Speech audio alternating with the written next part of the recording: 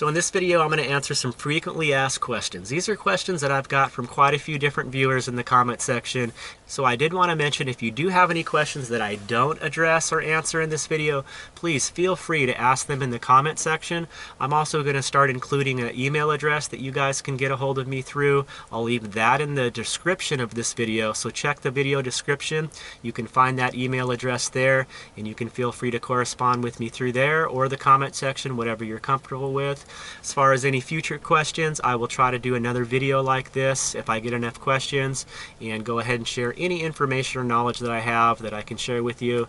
Alright, so let's get into it. So the first question I get probably most often is, do I get lonely? Do I get lonely out here traveling and being on the road alone? There's another question that I get is, do I miss my friends and family from my hometown? Definitely miss my friends and family, always, especially around holidays or any birthdays or stuff like that. I'm pretty close with my family, and we typically would get together, do little family gatherings for any birthdays or holidays, and those are the things that I really miss the most, being away. Anytime I'm really missing somebody, I just give them a call. A good phone conversation really does a lot for me, and I feel connected again, so it keeps me from really missing people.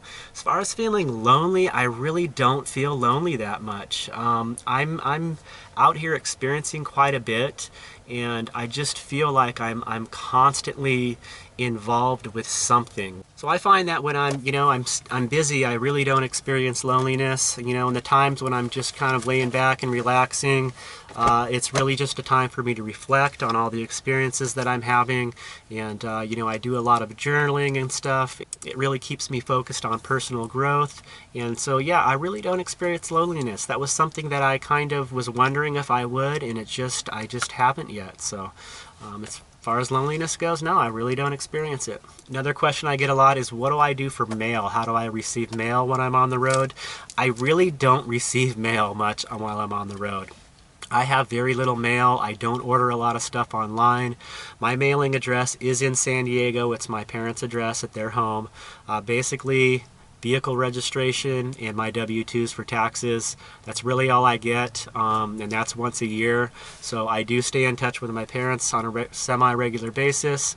So anything that looks important, they just let me know, and if I'm somewhere where I can receive mail. While you're out on the road, this is something I haven't had to do yet, but most post offices will offer general delivery. You just have to ask if you can do that, and then I could get in touch with my parents if they have some mail for me, give them that post office address. They can put my name on it with that address and put general delivery, and it can go to that post office, and then I can go in and pick it up. They usually will hold on to it for you.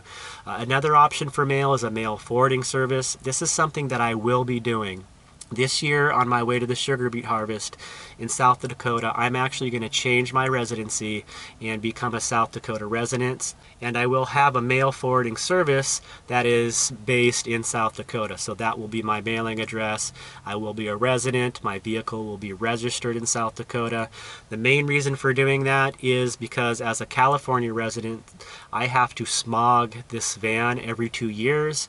To do the smog check, I need to physically be in California, and as a traveler, as a full-time traveler, that's extremely inconvenient. If I happen to be on the East Coast when my registration is due, that means I have to drive 3,000 miles to California just to smog my vehicle to renew registration. So most travelers pick a state where there's no vehicle inspection or no smog check or anything like that. South Dakota is a very popular one because it's so easy to establish residency.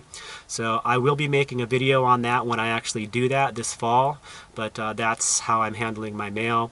Now, I do these work camping jobs where sometimes I'm at RV parks for the job, like I am currently, so I can use this RV park as a mailing address. Another one I get a lot is, what am I doing for health insurance? I actually do not have health insurance. I've never had health insurance my whole adult life. I'm just a relatively healthy person as far as, emergencies goes. I use urgent care clinics. I did break my arm a few years back. I was able to go to an urgent care clinic. Urgent care clinics can usually handle most medical emergencies, and they're very inexpensive expensive as opposed to going to like a major hospital. So that's how I handle that. You can just Google, urgent care clinic, and you can find these clinics. They're usually smaller. They're usually able to get you in much faster than an emergency room at a hospital, and they really tend to have low prices. So for somebody like me, it's much cheaper and a much more efficient, financially efficient way to go about taking care of health issues. Okay, another question I get quite a bit is, how do I find these great free camping spots? I use freecampsites.net. That's my main tool. The way I travel, I don't plan routes out. I base my travel around seasonal jobs. I work a seasonal job, and when I'm going from there and I have my free time from my money saved up from that previous seasonal job, I just roam around. I don't have a set plan. I usually don't have, whatever area I'm in, if there's something I feel like I want to see, a national park, I make my way there. And in my travels, I use freecampsites.net quite a bit. I don't plan my travels around the campsites. I find the campsites as I travel. For a lot of people that doesn't work. They need to know where they're going to sleep a few days in advance. Most of the time, I don't know where I'm going to camp until that day. I take it day by day. All right, strangely enough, I've gotten this question more than a couple times. Will I grow a 70s porn mustache? No, sorry. That's not my look. Okay, another question I get a lot is, what the heck is this black box here with these strange silver discs on top? Well, I'll show you guys. It's actually just a mailbox. It's a steel mailbox. I just use it for storage. It was super cheap, easy to mount. I actually have considered mounting a second one over here. I just use it for little knickknacks, flashlights, and stuff that I use every so often. And these are just LED lights. These are just little battery-powered LEDs. These are kind of backup lights, and they're magnetic, and because the mailbox is metal, they stick to the mailbox. So that's what that is. Another question I've got from a couple viewers, and it seems like that those viewers are also full-time travelers and van dwellers, is do I do any dating on the road? And as far as meeting people, that might go hand in hand with getting lonely. I don't. I haven't. I've actually had a girlfriend since I've been on the road. We did recently break up. A little backstory on that. We had been together. I've known her for quite a few years. We've had a couple breakups in the past. When I did hit the road initially, we were together. We knew it would be tough. We wanted to try to maintain a long-distance relationship, and I would visit in San Diego as much as I could. She just really does not have a desire to live on the road or pursue this kind of lifestyle. She's very happy being in San Diego. She is buying a condo. She's growing her own personal business. And just over the time of me being on the road and away, she's my best friend. I love her very much. And we've just both mutually came to the conclusion and the decision that we need to set each other free. We both are just on different paths now. It was very hard for me to do. This just happened recently this week, and it's been very tough for me. Although it was a very mature and kind of mutual thing, I miss her terribly, and she's a very, very special woman, and she's going to make some lucky guy very, very happy. As far as me doing any dating in the future, it's not something that I'm going to actively pursue. I definitely need some time to reflect on this past relationship with her. There was a lot of personal growth, a lot that I learned from her. She's a very special person, and like I said, I miss her terribly, but I feel like this was a good decision for both of us.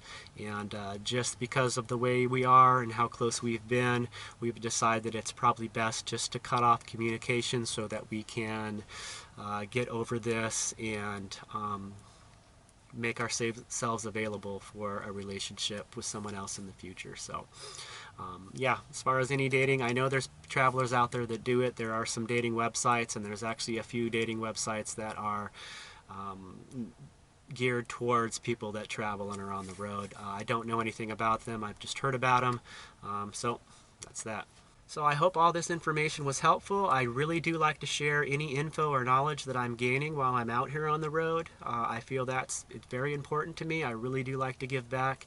So hopefully that we'll get some more questions and I can make another video like this. All right, so that's it. I hope everyone is doing good out there. We'll be seeing you soon in the next video. Take care. Peace.